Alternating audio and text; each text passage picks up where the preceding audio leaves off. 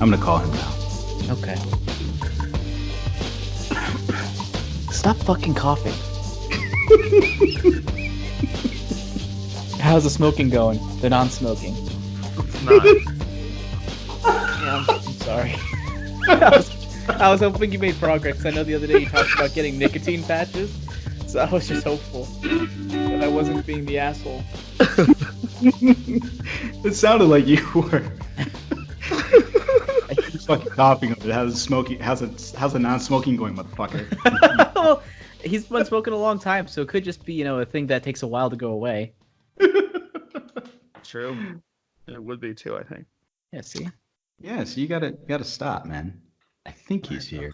Hey, He's Chris? in the chat, but not in the actual... Oh, here he is. Hello? Just joined. Hey, Chris, can you hear me? Hello? Hello, can you hear us? Hello? I think we can hear him, but he can't hear us. That's what I'm feeling. think it's accurate. Or I'm gonna shoot him a message. Yeah. Oh, he left. Yeah. See what you No! did, Brandon? We can hear you. I'm out of here. That was all you. That was all you, Nick, and your coughing. I coughed before he was ever on. You don't know that. What is that he has? I don't want that. Yeah. It's just cancer. Wow. Could be. We can totally hear you. I beat you. It's funny, whenever we have this problem, I always imagine myself as General Hux. I can hear you. Can you hear me? Hey, can you guys hear me now? Yes. Yes. Well, I I know can you hear can you. hear me now. I can hear you. Okay, Yes. good. Oh, awesome. How's it going? Nice. Yeah, going good. Going good. How you guys doing? Doing all Okay. right. Hi. Hey, so Chris, I'm going to do quick introductions so you can tell whose voice is whose. So I'm Brandon. I'm the person that talked to you on LinkedIn last night. How's it going? Good, man. How you doing? I'm doing all right. Thanks for asking. Also on the line are two people from LRM. So we've got Joseph and we've got Nick. I'm Joseph. Nice to meet you. And I'm Nick. Nice to meet you. What's up, Joseph and Nick? Not Hey. much. So the plan is we were going to have a conversation with you about as much stuff as you wanted to talk about with regard to your career in this video. How much time did you have to talk to us? Oh, I'm good. I'm good today. Okay. Yeah, Oh, so no worries. 5 hours it is. Yeah, there it is. Here's the thing. So I saw the video, I really loved it. I sent it to Jammer, and he has already written an article about it because he liked it so much. Nick hadn't seen the video, and I sent him your IMDb, and he's like, "Holy shit, he's worked on this! Holy shit, he's worked on this!" Everybody here is excited to talk to you for different reasons. Nice. So I'm glad you have time to talk to us. So do you have any questions for us before we get started? Oh, geez, none off the top of my head. Yeah. Okay. But yeah. Well, I guess yeah. Like, how long you guys been running the site? Let's see here. So that's Jammer. You go. I have been. Fuck, what year is it? It's 2019. 2019.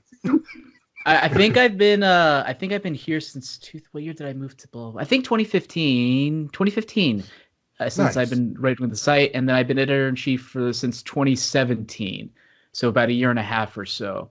So yeah, God, How damn, I old feel is the old. site though? The site is old. The though. site's old It as used to shit. be Site's, Latino Review. yeah, site's like 2001 or 2002 status. It's like its first big story was Tobey Maguire running after no the way. bus in the first Spider-Man movie. So that was like how we got our big start back in the industry when the rise of fan blogs started popping up.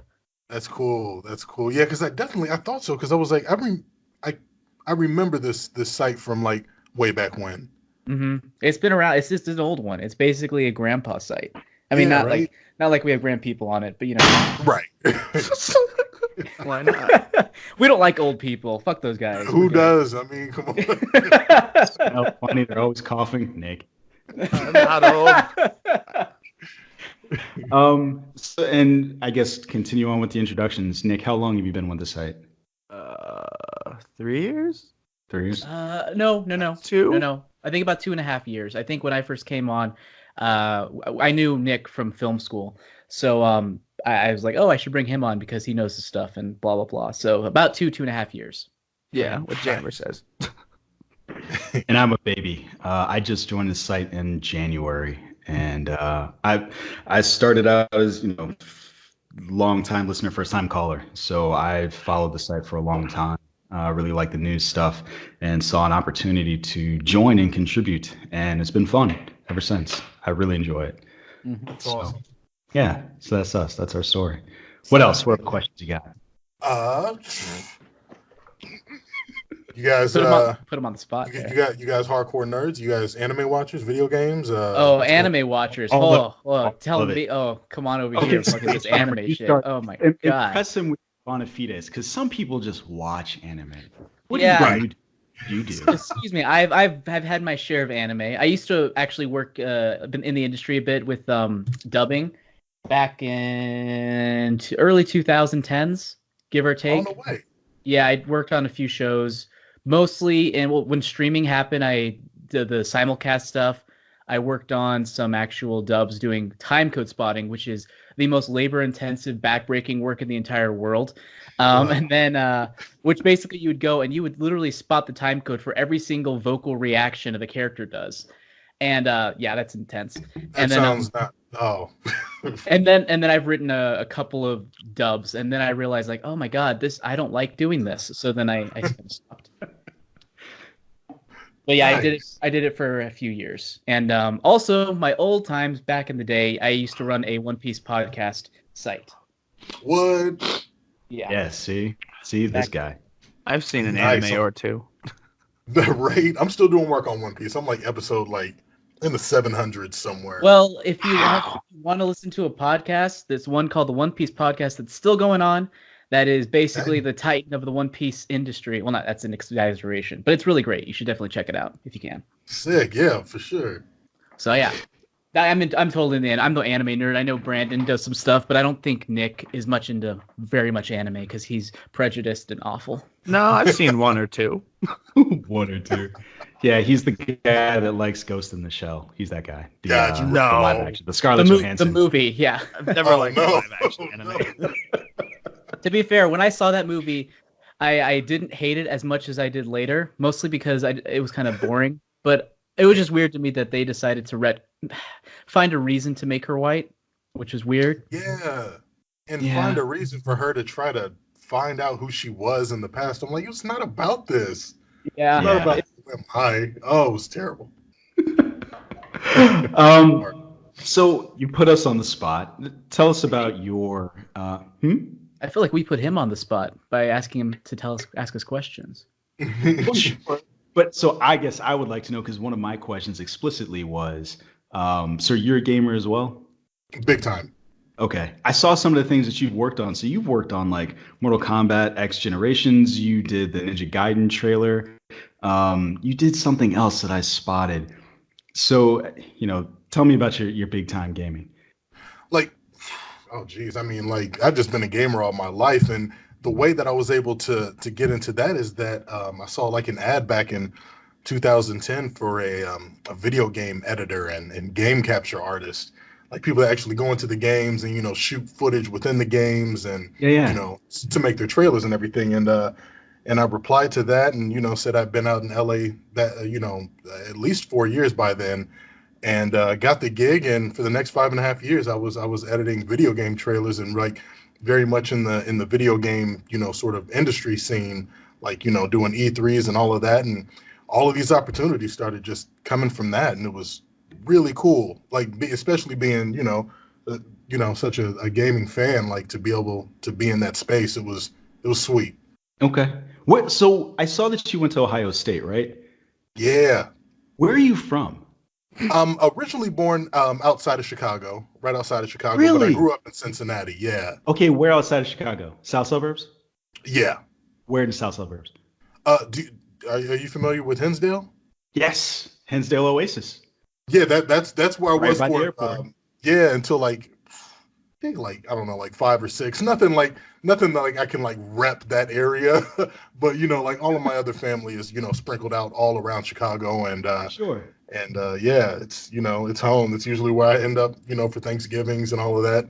But other than that, grew up in burbs in Cincinnati, Ohio, and went Okay. to school in Columbus, and then right out to LA in 2006.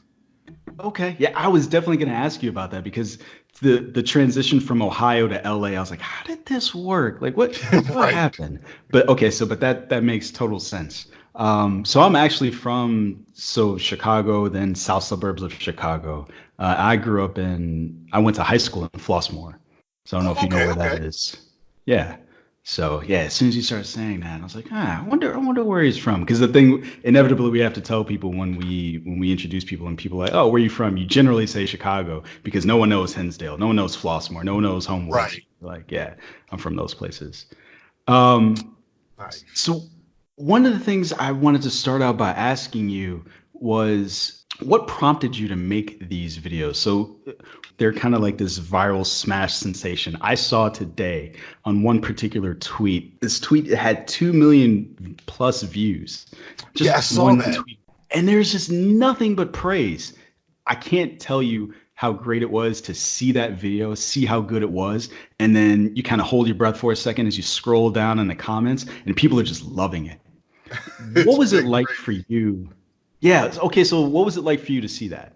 It just, I don't know. I mean, it just felt really good. Like to go out and knock out these videos. Like, and we're all out there like cooking in 100-degree weather, and just to nerd out really for ourselves. You're like, oh, this would be so cool just to and everyone in the cast is just as big a nerd as I am, and we're like, oh, it'd be cool if we do this and this and this, and then to be able to like put in that work, cut it all together, throw it up online, and be like, let's see what happens, and just have the reaction be so positive and like nothing but love. It's amazing. It's amazing. So I mean, did, it's honestly what makes us want to keep going. Yeah, did you envision? Sorry, go sorry. ahead. Oh, I've had so we watch a lot of stuff in movies these days, right? And a lot of times a lot of the magic for me is gone. You kind of understand if you have a basic idea of how VFX work, you kind of understand how a lot of this works. Mhm. But looking at your stuff on the My Hero Academia videos, inspired videos rather, I look at it and I got that feeling again. I'm like, how the fuck did he do this? Like, how is he able to do these things? Like, I was looking at it and being like, okay, um, how? Like it's one of those things where I just don't know where to begin asking questions because of the way it was shot and the way you put the VFX together. So I don't want to ask how because that could probably go on for a million years. But I guess I do want to ask how. That was okay, totally ask one of how. my Sure. questions. Yeah, So like my yeah. question for you is, so pretend like I'm dumb. So All right. when I looked at what you did, there is an artistry to what you did. And if you gave me a camera and a camera crew and were like, hey, go do this, I couldn't do what you did.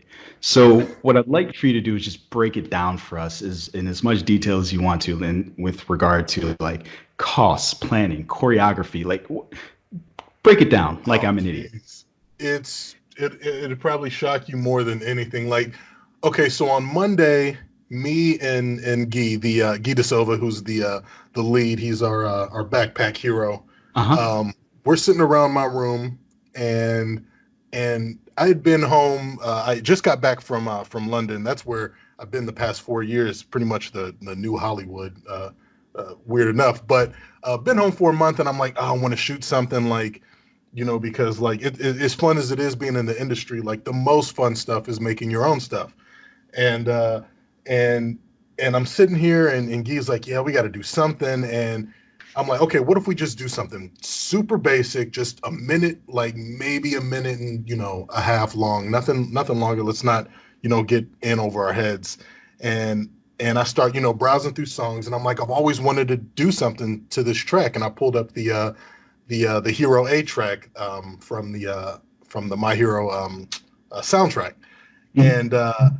and I'm like, oh, it'd be so sick if we use this, and then we just started riffing, and Guy's like, yeah, it'd be cool if like we just make it like, we try to do something from, My Hero, like, like a style fight, and like I have a backpack. He was like, it'd just be cool if I start the fight off, throwing a backpack, like, which was a nod to one of the first sequences that we see the main character from My Hero, Deku, step up and save his homie Bakugo. But Right. and I'm like, okay, that's cool, but like, what is it?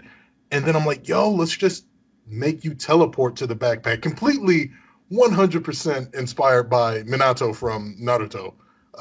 Not sure if you guys are familiar with that with the ninja anime epic that is that franchise, but it's freaking awesome. And I'm like, okay, let's just do that, because I feel like I can do that character's sort of power set convincingly and not like have like a crazy ton of VFX. And it's sort of and literally this is like within an hour of us just hanging out. He's like, okay, all right, well, let's, like from there where we started getting, we got Nathan Peoples, our sort of, villain for the first part. And we're like, all right, tell him to come over. Let's just start plotting this out.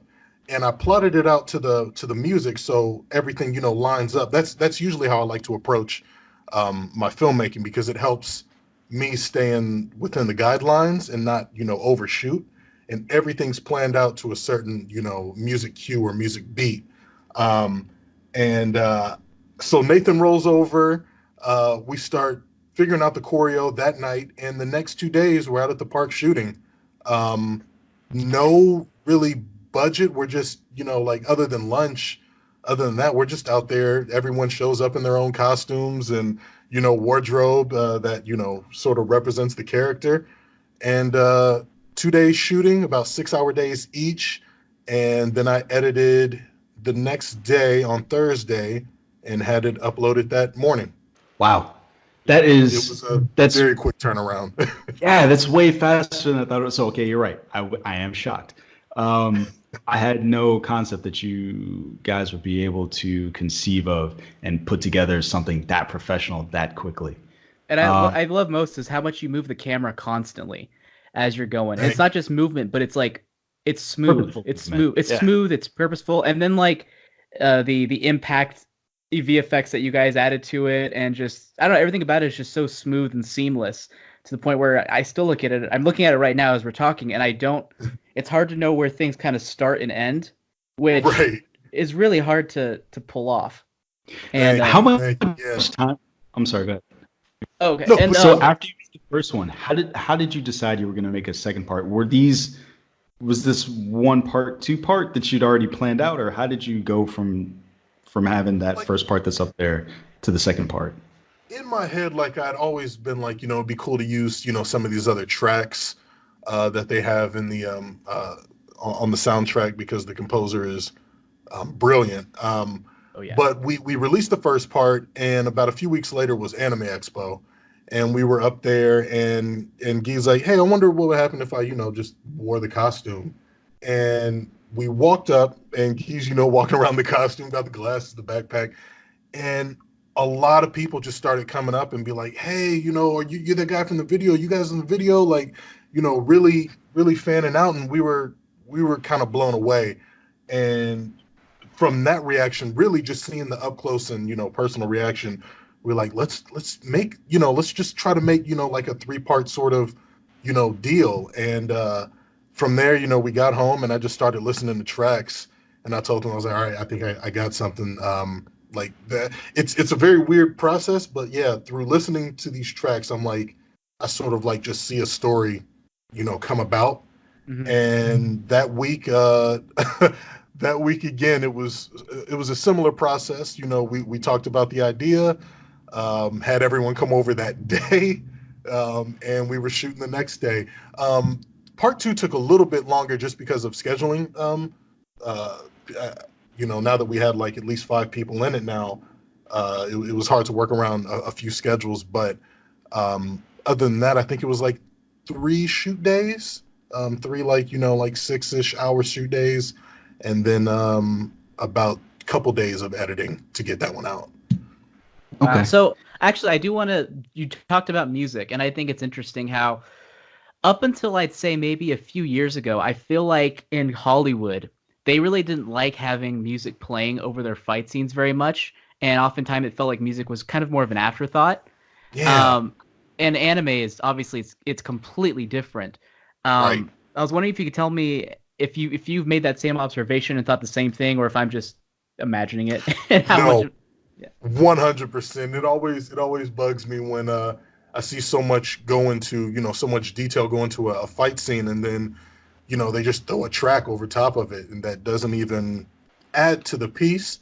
Mhm. And especially being a trailer editor for so long, like I'm constantly listening to just epic, sort of trailer scores and tracks, and I'm like, why aren't people using these for action sequences? Like these, like there's so much storytelling just within the music alone that when you can combine that with visuals, I mean, I feel like you can get you can pull out, sort of emotions and sensations out of people that you otherwise wouldn't. And I really wish the industry would start, you know, really, really thinking about, like, the music. Like, I don't want to attribute uh my style like to like a music video, but I tell people, I'm like, would you ever go out and shoot a music video without having the song? Like, Mhm. that's how I approach my fight sequences. I'm like, I need guidelines, and I need like a rhythm, and I need like a flow, and I find that through the music.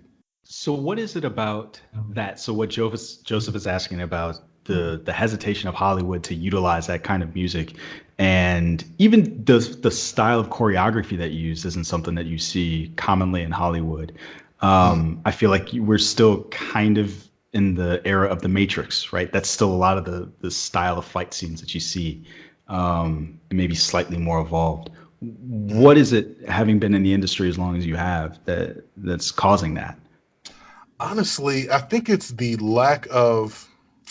It's hard because I don't want to call out the industry and say it's a lack of respect, but like I'm trying to find the right word. Just because there's not, when it comes to a lot of action sequences, especially fight sequences, I found that the industry doesn't give typically what I think is enough time to allow the filmmakers, allow the directors the time to make a good sequence. Usually, you have a lot of time for dialogue, a lot of time for acting, and then they're like, okay, well, we've scheduled you guys 1 day, 2 days to film this. And like when I'm doing something like like the UALA, like 1 or 2 days, that's a lot of time for us to do stuff. But on a movie set, you're moving lights every setup. You're lucky if you walk out of there with like 8 shots a day. Like I've been on some sets where we're walking out with like 3 shots a day, and I'm like, oh my god, like this this is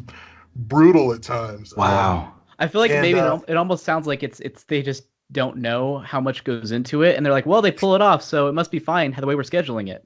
Exactly, exactly. Like sadly, a lot of times they a producer will read a script, and as soon as it cuts to action, they're like, all right, that's just fluff, like blah blah blah, let's get back to the acting.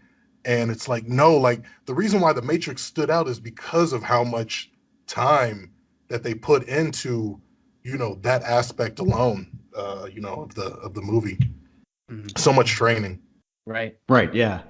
One of the other questions I had for you was, what are the lessons that you learned from part one and part two that you're going to incorporate in three?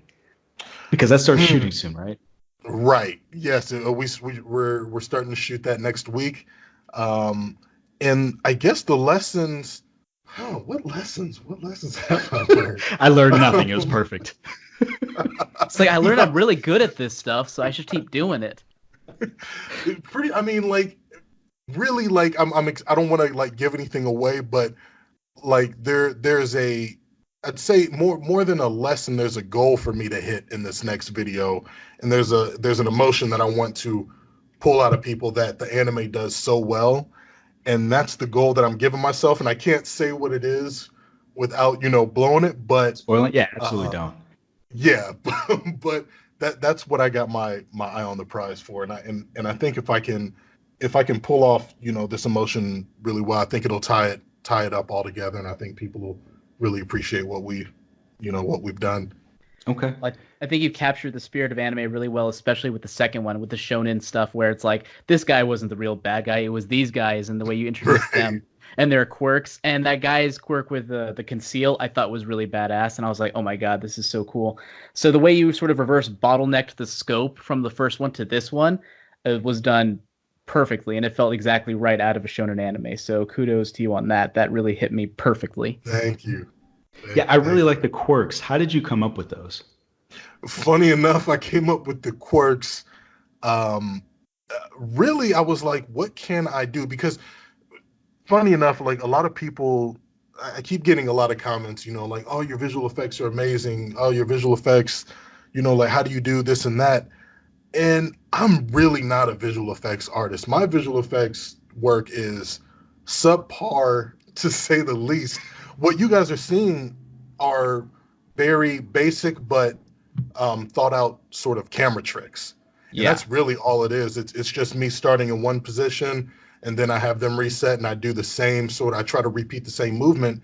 So it sort of looks like a motion sort of controlled sort of shot. And then I just do a cut in between and maybe I'll do like a little, little lens flare for our main character or a little, like little motion blur for, some of the guys that move really quickly. Same with Heiki, the guy who can to change weapons. That was Mhm. all I The did. I was just gash. like, yeah, right. And I just had him perform two movements with two different weapons. And funny enough, I was like on set, and I'm like, I just need to know if it works because if it doesn't work, like we're screwed, and then you guys go out of town. So we shot that, and I had my lucky enough had my laptop out there, and when I put it together, and everyone was gathered around. As soon as I put it together, I was like, oh my god, like it works, and we were sort of geeking out. But like there was no visual effects on that at all. It was literally just a start point to end point. Um, and I'm trying to get back to my point. Um, people ask me about the visual effects sort of aspect, and I'm like, in terms of the quirks, and I'm like, well, what can I do that I know I can do? Like, obviously, there's not going to be any Todorokis, flying around and like shooting ice and fire everywhere. Like, that's out of my Right. wheelhouse. Cannot do that. So I'm like, all right, well, I know I can do, the uh, who's our guy? The guy who has the super speed and you know with the burst joint sort of quirk. Yeah, I was yeah. like, that's sort of another play off of our main characters. Like in terms of in his wheelhouse, what it takes for the visual effects, just camera tricks as well as Heiki. They're all just camera tricks, and with a slight sort of variation of effect over top of it, but very quick. And yeah, like and then to tie it all together with our main villain, um, Vale, I was like, yeah, let's just give him like something that won't break the bank and something that still works like in a strong story wise, but I don't have to, do any crazy visual effects for it. And I'm glad that was the one that I was the most nervous about. I was like, I hope people aren't like, oh, lame, like what a Lame. cop out. Like I No. want to see something crazy, and people have really gravitated towards Vale. So I'll tell you from my perspective what made that power work. It was the shot where Guy is on the ground and he's screaming somebody help, and when the camera pulls back and you see that he's behind this veil, that scream and then the sudden silence. I was like, oh, that's pretty slick. Um, Nice, thank you, that's a very creative quirk. I like that. Yeah, I think that was my thank you. favorite too. But yeah, I noticed the camera tricks for sure. Like it is really just a lot of really competent camera stuff. Do you guys have like a Steadicam or a dolly that you work with? No, funny enough, I posted on my IG, but I just have a tiny little gimbal. Like I'm usually working with big cameras all the time, and I'm like, big cameras are obviously they look amazing, the quality and everything, cinema ready. Uh, but I feel like they're somewhat limited in terms of the motion and the movement that you can do with them. So when I got back, I was like, I just want to. I had already bought this small rig. The camera that I'm shooting on fits in my pocket, like it's very tiny. And the rig, the little gimbal, is no more than I think maybe 14 inches. It's a tiny it's the gimbal that I'm using is like one that houses a GoPro or cell phone or something like that. It's very tiny cameras, and that's what's allowed me to move the camera in dynamic and fast ways without compromising the shot. Jesus. So there you go, people. I You that with love some pretty prosumer stuff out there. That's great. I love Yeah, that the scaling down of technology has allowed people who have had somebody like you who has vision, but now the tech has just gotten to the point where you can stick it in your pocket and walk out to a park with some friends and do what you did as long as they have the talent. That's right. super impressive. Yeah, it's an exciting time. I'm almost jealous of all these other kids in high school and younger. The amount of technology that's at their fingertips these days, especially for filmmaking, is insane. I mean, I would have killed to just even have my cell phone back in junior high to make films on. I mean, like, everyone's shooting at 4K, Mm. on a cell phone in their pocket. It's crazy. Times I are crazy. remember growing up in the 2000s in high school, and we shot on mini DV, and I thought that Right? was spoiled. I thought I was spoiled back then. I mean, I was. Don't get me wrong, but I thought I was Right. super spoiled. So, what Yeah. did get you started in this? Uh, let's see. Like, it must have been, oh geez, it was early 90s. I must have been like 10 or 11 years old. My dad won and this must have been like when I was like 7. My dad won a raffle, and he had the choice between a small little TV, like a little black and white TV, and a home video camera. And he got the home video camera for like Christmases and all of this stuff, all the family events. And after a while, I started picking it up and playing with it, and started doing stop motion videos with my Ninja Turtles, and um, and then I started doing like funny, goofy, sort of comedic, very stupid videos with my friends. And then I met another filmmaker in junior high who had the same aspirations as me, and also he really inspired me because I looked at him, I was like, oh man, like he's ahead of the curve. Like he's doing advanced stuff. He was doing like the dual VCR tricks for editing, and his name's AJ Rickard Epstein, and another super talented DP director out here. And this is in 7th grade. I met him, and we grew up together. Went to different colleges within the same state, but we were driving, to each another's, college, making films, and then we made the move to LA, and uh, yeah, we just never really lost, sight of it. Like we just were in love with filmmaking, and still are today. And yeah. So, as you were growing up, what were your top influences?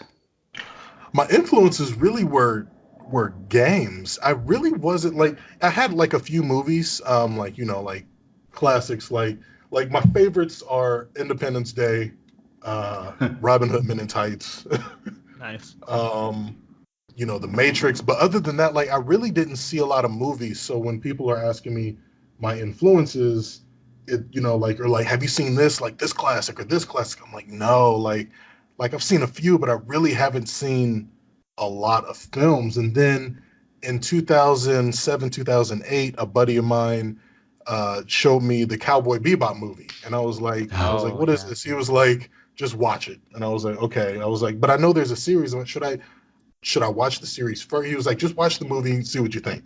So watch the movie, and after it, I'm like, this was sick. What the heck? He hands me the whole season, and he's like, yeah, just take it home, watch it at leisure. And I brought it back the next day, like done. I was like, what is this? I need more of this. I really wish I'd gotten the anime early. Like a lot of my friends were watching Dragon Ball growing up, and it just didn't click. Maybe it was the English dubs. I'm not sure, but like it came off a little rough to me. And now that I'm such an anime fan, I'm like, now I got to do my history and watch like the Japanese Dragon All of Balls. one's And piece. exactly right. I got some catching up to do. But yeah, as soon as the anime influence hit, and to be honest, the first film that really did it for me back in 2003, 2004, I think was the year, was Final Fantasy Advent Children.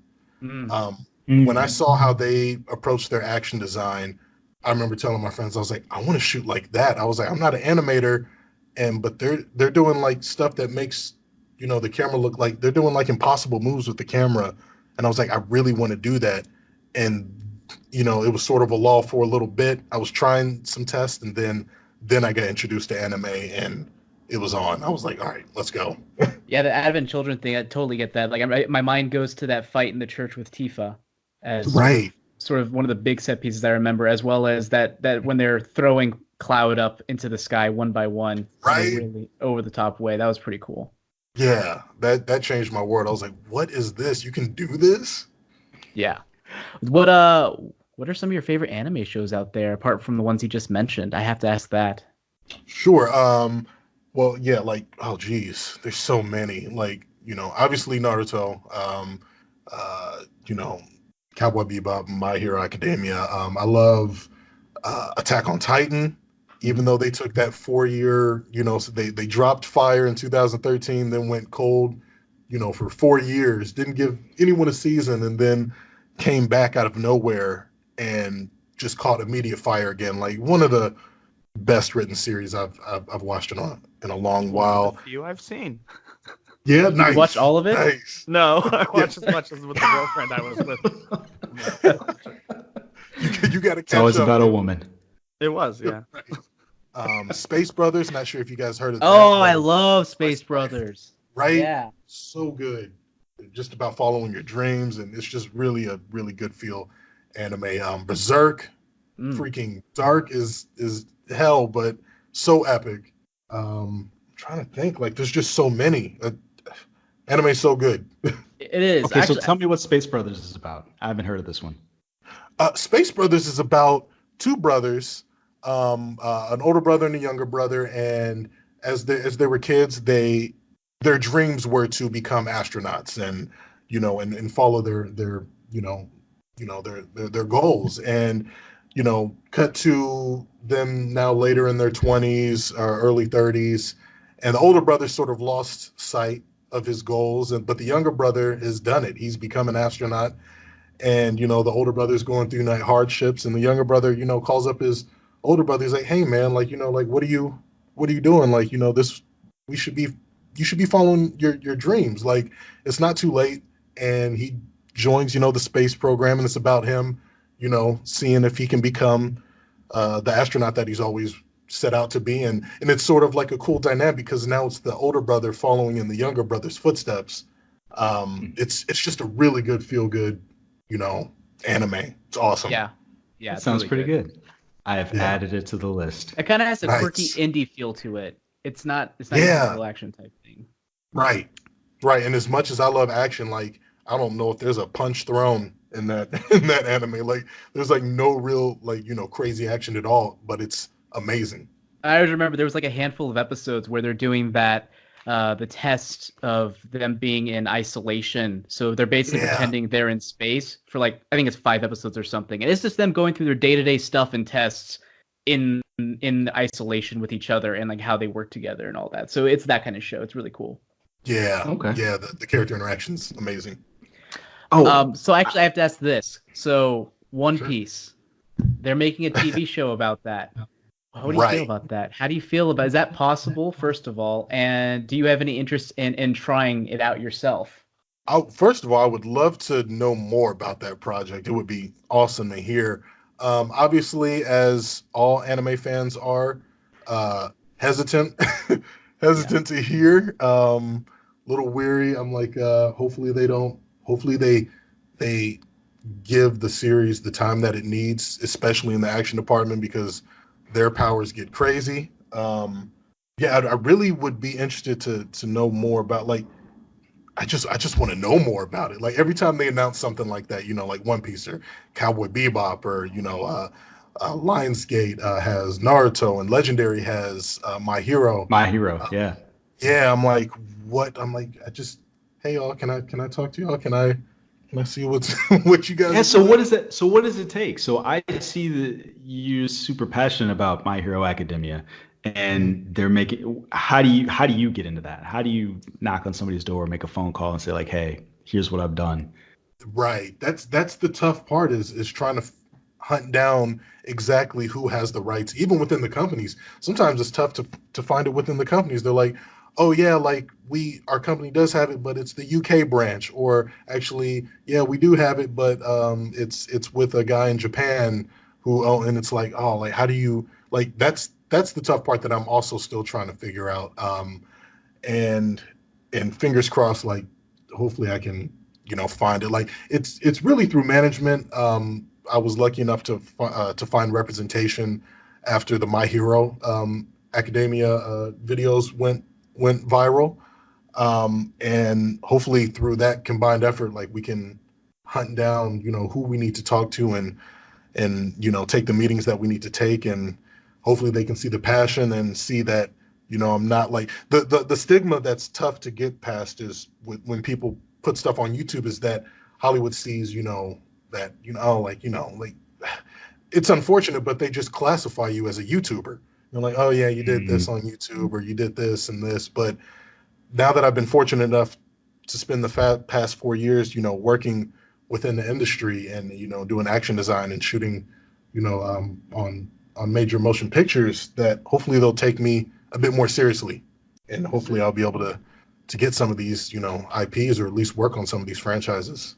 I mean, It's the I dream. don't really, I don't there's also understand been it a at all. history of people finding you when you have a video this big. I know there are a few cases of that. Do you count on that? Like, is that an option that they might contact you since this is so big and be like, hey, It this guy is. knows what he's doing?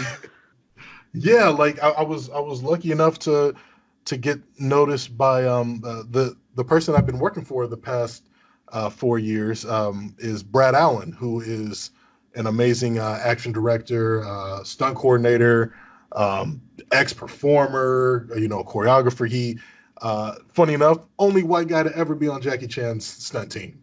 Killed it. Australian guy. He is sick. And he saw my work on YouTube, and asked me to come out and start shooting films for him, and action designing, films for him. And so I'm like, it is possible to have people, reach out to you, via online for jobs and work. I know it's slimmer usually, but it is possible. And like, I'm not putting all of my eggs in that basket. I'm hoping that we can, make the right emails and the right connections, and, get meetings, the sort of traditional way. But if anyone reaches out to me because of the videos, like, obviously that would be amazing. I mean, but the point you just illustrated, it still makes it frustrating, because even with what you said, it was an Australian guy who noticed your thing on YouTube. And Hollywood still seems to just have that stuck in an old world. Yep. But it seems like we're moving towards the democratization of this media. So with YouTube, with Amazon, with Netflix, it seems like Right. moving more towards people like yourself. Fingers crossed. I'm really hoping there's a shift within the industry in that regards.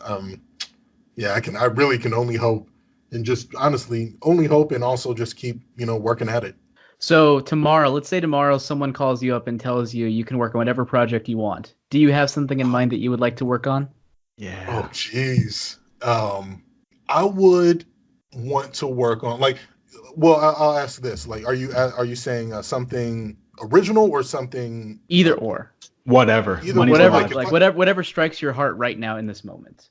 And I'll make it Honestly, I even would- harder. Oh, go Fantasy ahead. cast too. Oh God. What's fantasy cast? Oh, geez. Fantasy cast. So not only you answering Joseph's question where you're pick your project, but I want to know who's gonna be in it too. Oh my gosh, that's tough. Only because I'm so bad with actors. I'm so bad with actors. I will Oh, yeah, I will that accept guy. that guy from that one movie. Yes, I'll accept that. Right. All right, let me think. Honestly, where my heart is right now, I really would love to stay within the My Hero franchise. Funny enough, like, when I'm watching the anime, like, the past few years, I'm like, I love this anime, but I would never want to touch a live action version of that. I don't know what I would do with that. And then, like, we put out these videos, and then I realized, I was like, it'd be really cool to, play within the universe and show other academies around the world. And I think that could be an easier way to dip into this franchise versus, you know, the expectation of adapting all of these All already. Might. Yeah, right. Like that's tough. Like, you know, like, and it's no matter what you do, like people are going to be mad if you adapt them correctly. You know, and Deku has green hair and All Might is, you know, this massive blonde American looking Japanese guy. People are gonna, like, obviously some people are gonna be, oh, this is amazing, but some people are gonna be like, oh, this is cheese. And then if you completely change the characters' looks and, you know, motivations, people are gonna be like, oh, they didn't stay true. It's tough. So I'm like, the win-win is to do characters within the universe. And like, if I had the chance to do anything right now, I would love to make a feature or a legit series of the My Hero in Los Angeles or wherever it may be. And I don't know who I would cast. Like, Okay, I mean, so you have to obviously, say Gee, right? You have to say Gee is yeah, going to be, and you have to say 100%. Native Peoples. Yeah, because people gravitated towards his character and they love the backpack quirk and everything. And but I know who one person I know I would definitely bring on is the composer. And I wish a lot of Hollywood adaptations would start looking more into that. Like they'll take the franchise and then they'll completely do their own thing, and you know they'll bring in like a Hans Zimmer or something. And no disrespect to Hans Zimmer because he's freaking epic and his music is amazing, but you sort of lose that connection with the franchise that I think Japanese composers bring to whatever they work on. And it So feels funny so enough, right? different too, Yeah, because the composers, their stuff I feel like is more melodic than a lot of American stuff. yeah, Um, it's less like it's less of a beat by beat to whatever's going on screen, and more of just like this is the song and the stuff happens to go to it. right. It's such a different, and I've always tried to like pinpoint what it is about that too. But yeah, it's just something like, and it's not like there's like more heart put into it, but I don't know what the word is, but uh, yeah, the music that you find in anime is just like it really it pulls at emotions, like all kinds of Yeah. different emotions, and the way that they, you know, put video to that and put their, you know, their panels or their slides or, you know, whatever stories that they're telling to that music, it's changes the game. So I would 100% bring on the composer like day one. I'd be like, please just start making epic feature music so I can start planning epic fights, please. Yeah. And I'm totally going to throw in, you know, something about. I like how you're casting his stuff for him. No, Oh. not that. I was just gonna say I'm gonna be the social justice warrior because one of the things that I like about anime music is the diversity. And so you brought up Cowboy Bebop, so Yoko Kanno, her music Oh, is amazing. And amazing. then to talk about an American, Shirley Walker from Batman the Animated Series, from what I remember being a child, like even though Danny Elfman made the bass music for that show was inspired by, she took it to another level. So Yeah. I think to the point that you said about, you know, everyone wants to use Hans Zimmer or someone like that, it'd be nice if they opened up a little bit and took a look at some of these other people who definitely have a connection to the music and just bring something completely different. 100%. 100%. But now you guys got me thinking. Now I'm gonna be thinking about like Dreamcast. If we Yeah, absolutely. That's something to think about for sure. How do uh you know Guy? how do I know? Just from being out in LA, like LA's a what I didn't realize is a popular spot for a lot of stunt um performers and choreographers, and a lot of guys come out here. There's a big gym down the street for me called Jam, Joining All Movement, and Mhm. it's just a popular spot. A lot of performers go up there and they're training, and it's just like this really big central hub. Before that, it was this place called White Lotus. White Lotus essentially became Jam, but as I got out here, I started, meeting a lot of performers and reaching out to people on YouTube that were putting out, reels and stuff, and then, slowly began to realize, like, whoa, like there's a really cool, like, tight knit stunt community out here, and Mhm. everyone's thirsty to, like, like make vids and collab, And I met Guy, I think, back in 11, I think, 11 or 12, maybe even earlier than that. But just as another one of the stunt performers out here. Yeah, no, definitely like 2010 or 11. Okay. So here's the Yeah. reason why I ask. I saw a video interview of him, and he was talking about one. So he's a huge Dragon Ball fan, and he just talked about how that was one of his big influences. And he's also worked on things like he was in Civil War, so he did some of the stunt work as Black Panther. And so that's very cool that you and he were able to get together, and both of you seem to be working on projects of escalating scale, just like these really big things that are super cool. When people like when you name drop, like, yeah, I've worked on, Han Solo movie, and I've worked on The Witcher, like that. That's Right. It's just, you're in a whole nother level. Appreciate it. Yeah, it's that's what's been a lot of fun, is because like what's fun about this community is that we all started from, essentially we got our jobs because of the internet. We're sort of the stunt generation that broke in just because of that platform. We're like, no, like let us in. Like everyone's putting out videos showing, they're performing, whether it be performing, shooting, action directing, and everyone's sort of wedged their ways in. A lot of stunt coordinators and second unit directors are seeing videos like this, and they're like, yeah, what about this guy? Like, and it's been crazy to see all the generations. Like, I feel like I just started, and there's already now like two younger generations below my time already coming up, and like a lot of just super talented performers out here. And it's really cool to see at least the ones that I've grown up with out in LA, that we all started like, YouTube, you know, the struggle out here, eating hot dogs and ramen, and then all of a sudden now we're doing really cool things, and to be able to see that progression and go through that progression with everyone has been really, really awesome. So I have to ask this stuff, and obviously you can answer as little or as much as you want. Sure. But the Kingsman is coming out, and you were Right. working on that. Obviously, you can't tell us any specific details, but I'm curious about the overall style and tone based on your work. If there's like what the difference is between, I guess, the main through line Kingsman franchise and this spin-off prequel movie. Oh, geez, I don't know what I can say. Never mind that. I feel bad.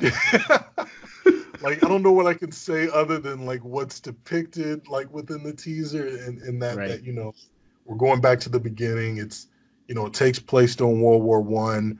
The style is, I'll say, geez, I don't know how to approach it. Nice job, Chamber. You're gonna get him fired.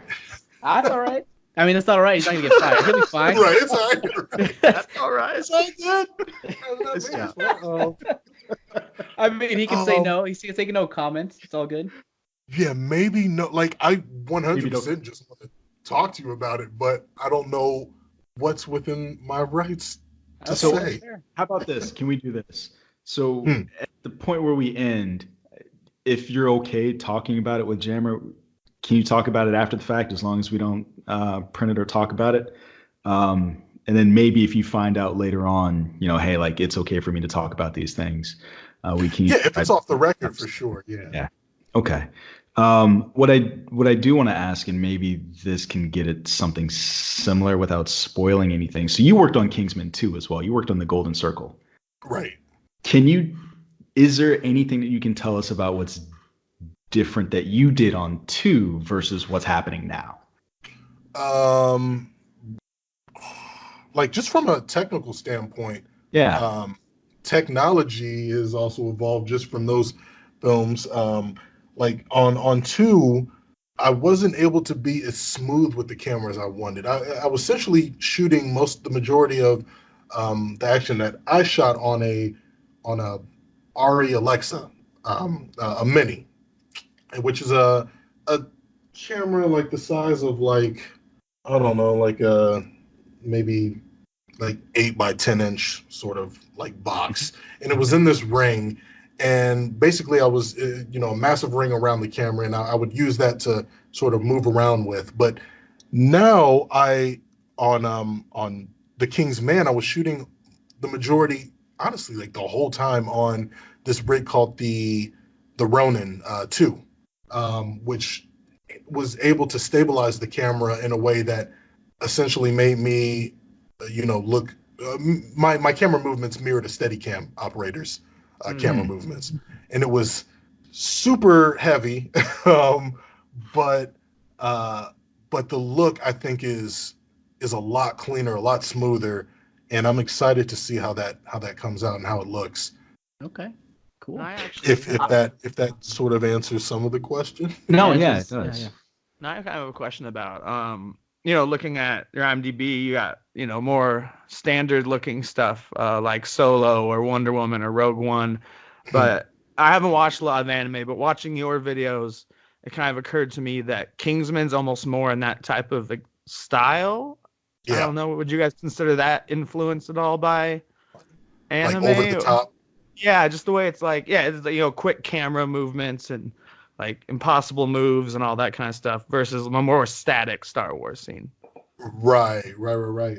Yeah, okay, so I'll say this, like Kingsman 2 was so much fun in that, Matthew Vaughn is told us that do not hold back. Think so far outside the box, do whatever you want, go crazy. We can always scale it back from there, but don't, hold back an idea. And we just got to do just crazy crazy stuff. Shout out to the guys who essentially formed the Kingsman brand sort of style. Guillermo Grispo, an Argentinian fight coordinator and second unit director. His style is just so sick, and obviously Brad Allen, and they developed that stuff on the first Kingsman, and I met them right as before the first Kingsman was about to release in theaters, and I got brought on, later for 2, but they created such a really, iconic sort of style. Like that is the Kingsman style. So like when I joined the team, I was like, obviously my influence is very much anime, but I had to sort of adapt to their style and like shoot in a way that it didn't seem like, like some other random dude just joined the action team and it looks weird now. And that was a fun sort of process. But I know what you mean, because all of those guys are anime influenced guys. They love, watching, cutscenes and, CG trailers and, pulling inspiration from that and seeing, how they can, best replicate, certain aspects of that in a live action format. So I definitely think that you could say that, yeah, Kingsman definitely has some of that influence for sure. I think when I think of Kingsman, the closest anime I can think of coming towards it is like Studio Trigger type stuff, like Kill la Kill or Right. something along those lines. I think that's the closest I can think of when it comes to the action stuff, because it definitely is a style in and of itself. Like that, when I saw it, I was just like, I don't know what the hell this is, but I know it's cool. Right. It's fun. Yeah. Yeah, definitely. Yeah, I think a lot of people think about the from the first one, the church scene, and I think from the second scene, probably that lasso scene in the snow. Probably the things that stick out to people. Yeah, the church scene, 100%. Church scene is crazy. So insane. And I was like, it keeps going. It just keeps going. Yeah, right? It doesn't stop. It's like, are we Usually done yet? it's a full edit. Like they showed me because obviously, you have to make edits for, to hit certain lengths, but there was another cut that goes at least another couple minutes more, and it is crazy. Wow. Jesus. Yeah, I want to see it. it's nuts. You should put that stuff on the DVD release. I really Release wish the Snyder they cut. Oh, don't you dare. Hey, so I've got a question for you. You said that you were told on the Kingsman to think outside the box. Do you have a general philosophy for how you shoot or how you develop an action scene? Like, honestly, mine, it really goes back to me. It all goes back to the music that I'm listening to. And I remember when when I met those guys for the first time and I told them that was my sort of MO. They're like, "What?" Like, they're like, "Wait, that doesn't make any sense." Like, but then I'd show them what I meant, and I'd show them what I I'd make a viz and I'd put it to music, and they're like, this is crazy. Like, it's a really cool sort of method. Obviously, I don't always get to do that though. Like, I don't really always have the luxury, especially on bigger films, because like I have that luxury mostly on my own stuff. But on bigger films, we don't have time to work like that. And obviously, the music that they use in the final product isn't going to match that, so the rhythm's different.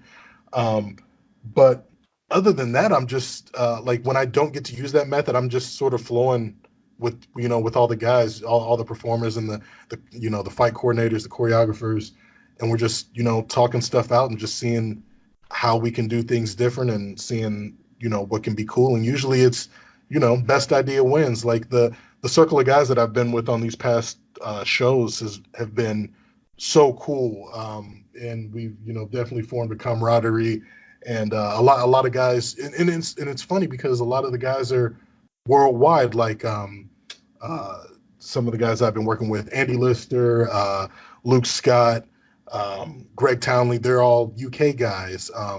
Darren Knopp, David Knopp, French guys, Brendan Hewer, Mickey Facinello, myself, all based in LA, Guillermo Grispo, Argentina, Max White and Young Lee, Canadians. Like, we're all like this sort of multi-international, sort of squad that always keep assembling on these films, and we just have a really good workflow.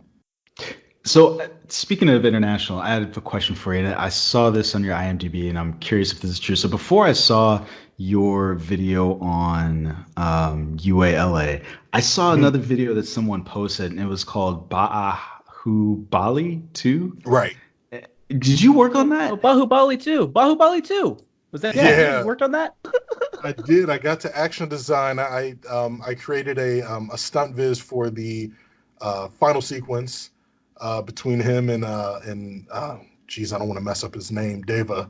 But yeah, it was a cool experience. Like, I wasn't there on set and I wasn't shooting, but I was able to turn in my stunt viz and to them, and they would pick and choose certain bits from it, and to actually go and see the film when we did and see them replicating the shots and the edits, like, we were geeking out. It was really cool, because that was an epic franchise. Those two movies are crazy. The clips that I saw were completely insane. And so the follow-up question I had for you is, so earlier we talked about the fact that Hollywood, some of the things they just don't seem like they're ready for, like they're ready to do. Bollywood, on the other hand, the sequence that I saw, it was guys getting on a tree, and the tree Right. launched like 7 guys into the air. They got their shields together and they formed like a phalanx and slammed into a wall, and then like tens of hundreds of other people did. And it was like, this is completely nuts. It's nuts. I can't take credit for that. I didn't know the sort of scale. Like, I didn't know we could go that wild with it. And Right. when I saw it, I was like, no way. This is crazy. Like, the director definitely has fun with that. Yeah, I remember when that movie came out, and because it popped up randomly on, like, the top performing box office movies, because internationally, worldwide, it performed pretty well. And I was just like, what the hell is Bahubali 2? I'd never even heard of Bahubali 1. So then I looked up stuff and I was like, oh, okay. So yeah, that makes sense. It's it's not in the US, it's Indian, and it's huge over there because they have a gigantic industry that we don't know about on any level a lot of times. Right. And yeah, that director, he's awesome. He's also a big fan of anime and, like, stylized sort of sequences, and it shows in his work. It's awesome. So what's your overall hope, your end game in the industry? Do you want to become a director mostly, or what do you hope for? What are your hopes and dreams? My hopes and dreams, my goals are to become just a really awesome action director, and being able to, and not just like a second unit director. There's a difference that a lot of people don't know. There's on movies, there's the main unit director, and that's the director that usually that you see in the credits, directed by James Cameron, directed by Christopher Nolan, et cetera, et cetera. But when it comes to the action, some of those directors do their own action, whether they should shouldn't or not, whether they should or shouldn't. Yeah, we've got thoughts on that.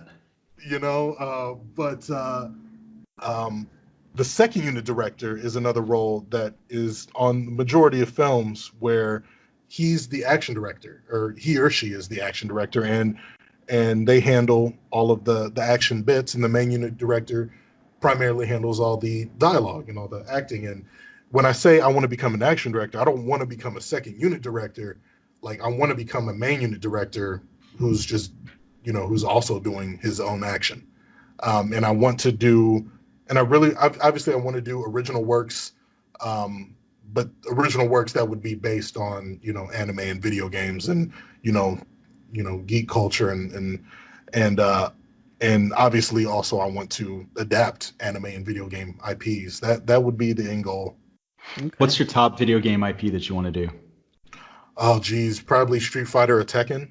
Oh, Street Fighter! You got some not so stiff competition to beat for that time. I know. Oh, those movies, man! I remember when The Legend of Chun-Li was gonna come out, and my friend was like, "Oh, they're gonna do it right this time," and I'm like, "Okay." Right. And then it came out, and it was not good. The cartoon is pretty good. What? The Chun-Li, Legend of Chun-Li? No, the cartoon. There's the cartoon, the anime. Cartoon. Yeah. Oh, Street Fighter 2 animated movie. Oh, you mean with the gratuitous Chun-Li nudity, that one. Yeah. Listen. Why is it that you always zero in on like the one scene of female exploitation in a movie? You're like that. You like that movie? You like that? You like Tokyo Drift? Didn't Tanya bring that up last time? No, so I said I like Tokyo Drift. He's like, oh, the one where the woman says, "Oh, you can have me," and now you're like, "Oh, the gratuitous." Listen. I'm sorry. All right, I didn't make the movie, but 99.9% of the movie. How dare you like it? Was that the one where he split the T-Rex in half, where he pulled it apart by its mouth?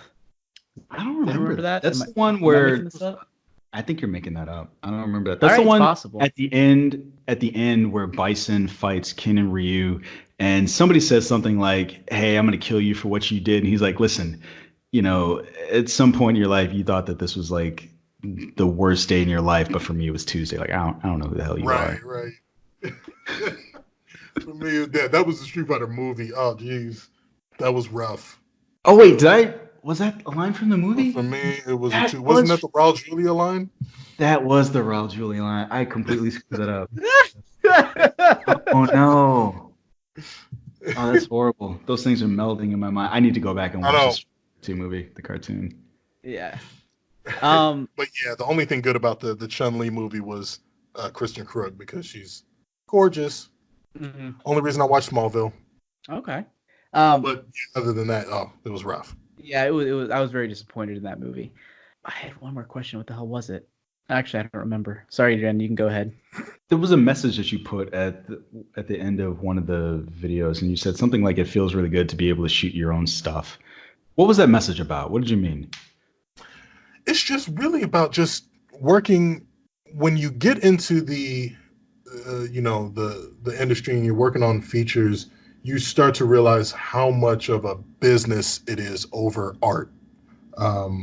And that part, like, obviously, still completely, grateful for the opportunities and, and obviously want to keep going. But from someone who had been making their own films, prior to on YouTube and Vimeo, whatever platform, and just being able to do stuff for the art's sake and never about the money. Like, we've never monetized anything on the YouTube channel.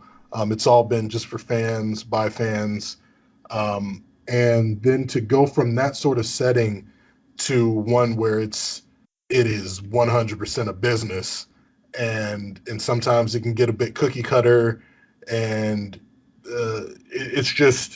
it was so refreshing to come back after 4 years, because I sort of just got lost within that and, got complacent, and I was like, no, I need to be making my own stuff again. And to be able to do that and feel what that feels like, it feels really good to remind myself, like, why I got into this, to begin with. Mm-hmm. Okay.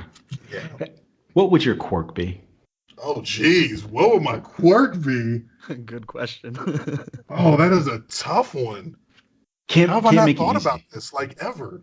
How have I not, how have I, Ever? like, disassociated myself from?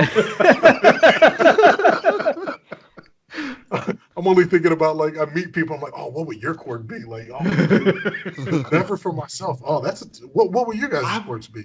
See, I've never done that before. So what you I just got said, one. like I got trying to one. think of what other people's quirks would be, that's a fun game now. Now I'm gonna sit on the bus or sit somewhere and be like, Yeah. your quirk I got is one. this. I got one. What's yours? I'm What- basically this is a stupid quirk, but I don't care.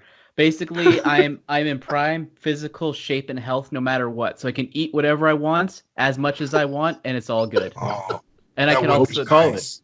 It has to have a name too. I don't. It's funny. I was about to go to like a freaking, Metabolism. That's I was about to go to like Super Uh, metabolism. one. I was gonna go to like a devil fruit name for some reason, but no, it's not Oh. right. What the hell would I call it? Sure, No, metabolism. I think Nick's is good. Yeah. Extreme metabolism. Quirk metabolism. Yeah, I like that. It's hilarious. But also not just metabolize. Like I want to be able to like be in prime condition. Like I want to have muscles. I don't want to just be like eating and then be super skinny because my body is burning too much. Right. Okay. Right. It's a right. very Like specific quirk. Flash, or like, yeah.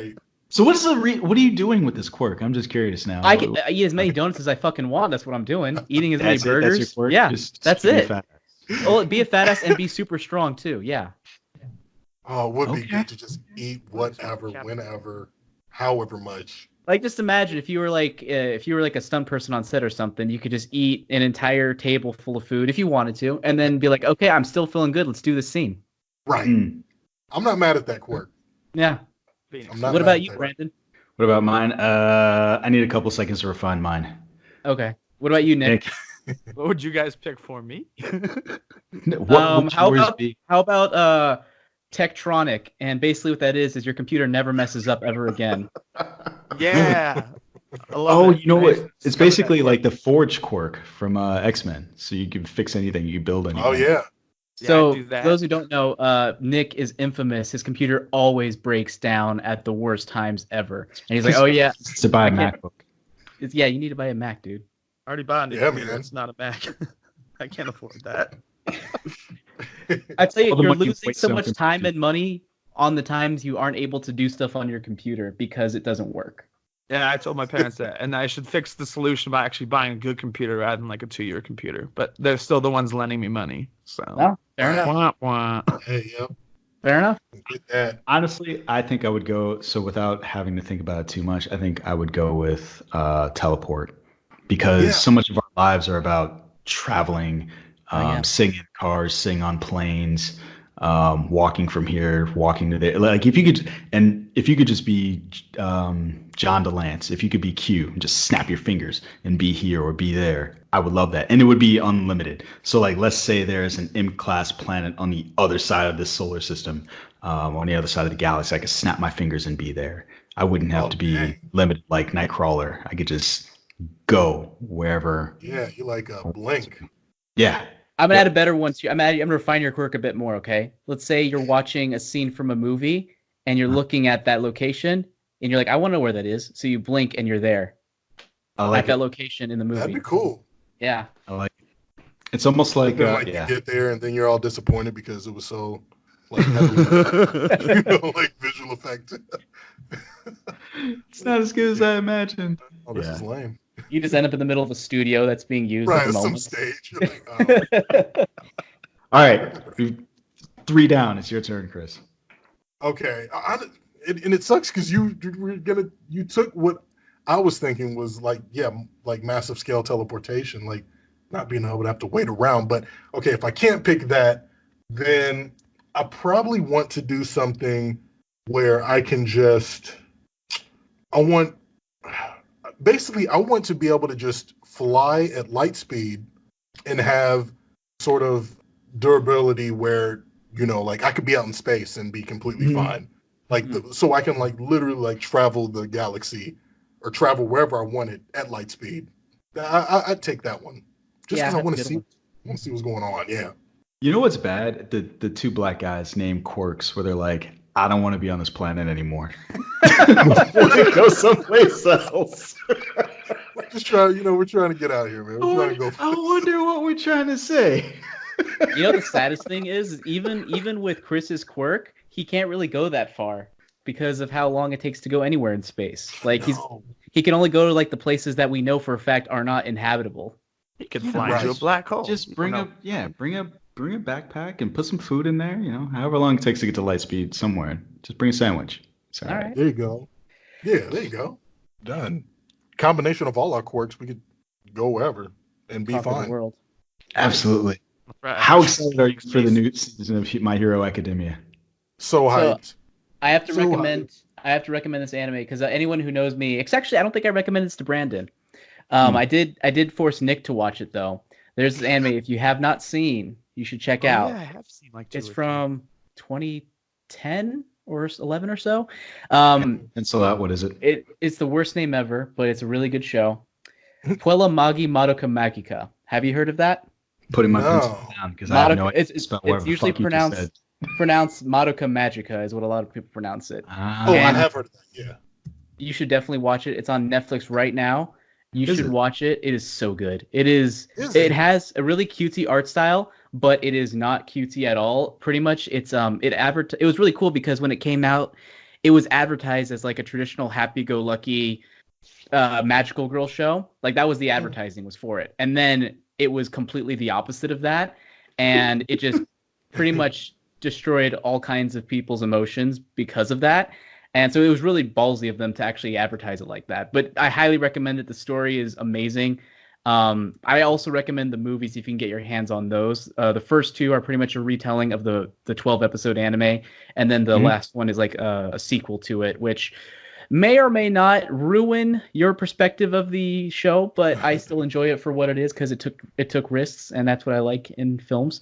Nice. So yeah, I'll put it in the chat just so that you know how to spell it, so you can look it Yeah. up.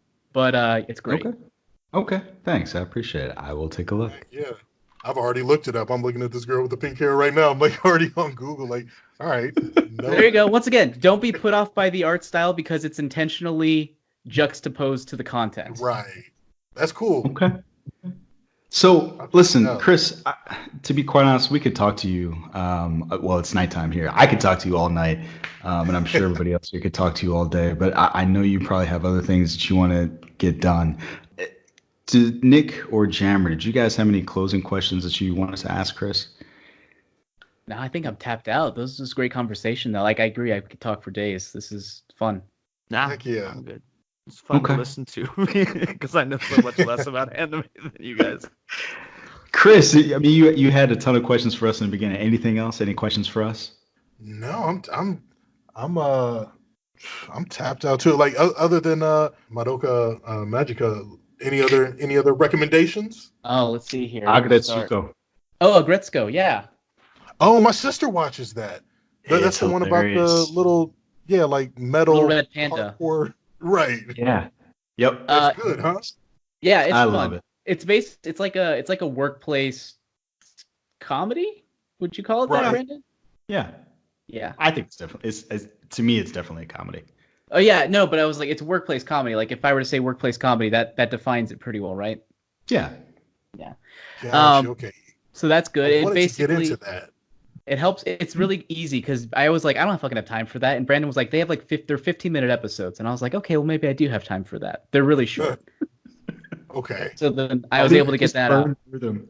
If you're into manga, are you into manga by chance? I am. I don't read as much as I want to, but I am. Okay, so if you're able to, and the sad thing is, I think these can only be gotten a hold of in print because of rights stuff.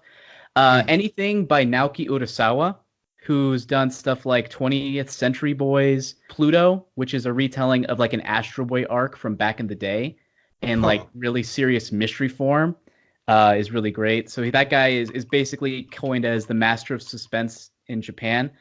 So yeah, highly recommend anything by him. And Monster, actually, Gosh. Guillermo del Toro, he actually had the rights to Monster, and I think him and HBO were trying to do some sort of thing, but I don't think anything came of that. Okay. I feel like that's all of Guillermo del Toro's projects. Yeah, it is. Yeah, right? Yeah. Give me Justice League Dark. Yeah, that's terrible. It's so bad because he's such a great creative, and it just seems like there was a period of time where all of these projects were getting announced, and none of them were coming to fruition. Yeah. That's just the business, I guess, where you just got to put a lot of eggs in different baskets and hope that one of them hatches. Yeah, I honestly feel like it happens to him more than it, and maybe it's just because I'm keyed to want to see his stuff. Yeah. But Right. Like when he was I up don't- to step up to do The Hobbit.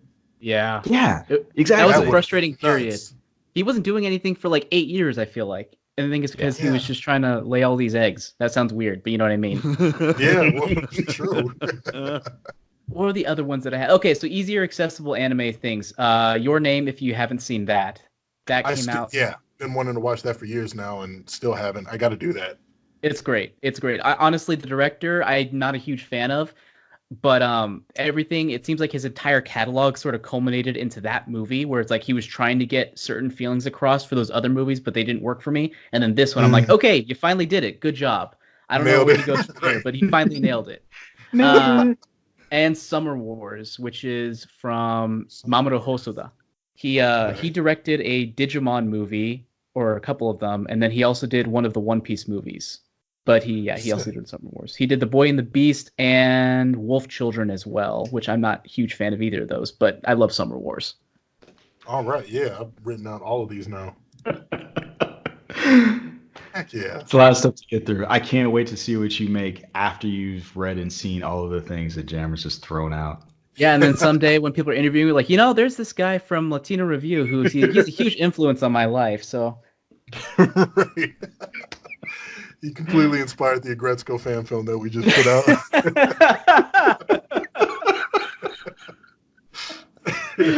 I am So definitely sick. looking forward to that.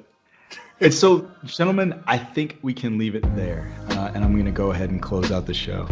So, LRM Online has other great programs for your listening pleasure. And you can find those programs at LRM Online, as well as your favorite podcasting apps: Apple Music, Spotify, SoundCloud, Stitcher, Google Play, what have you.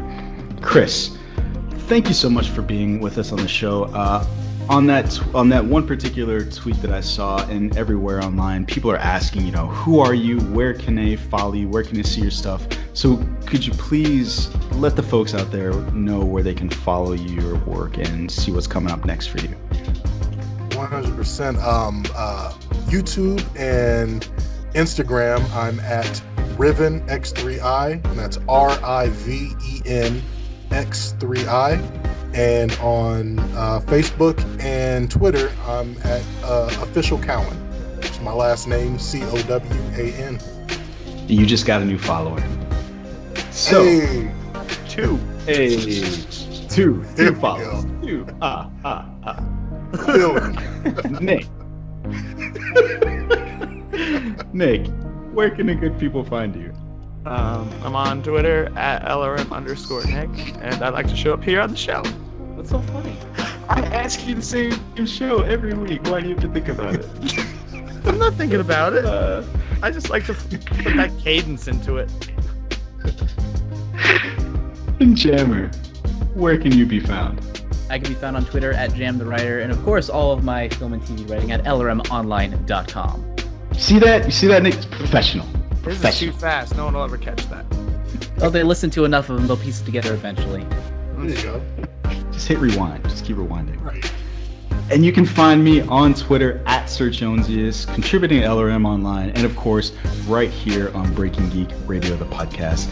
Folks, as always, thanks for listening, and we will catch you on the next one. Hasta lasagna. Later. Oh, fuck, I fucked up your guys' thing, my bad. Fucked up the thing. God damn it, Jammer.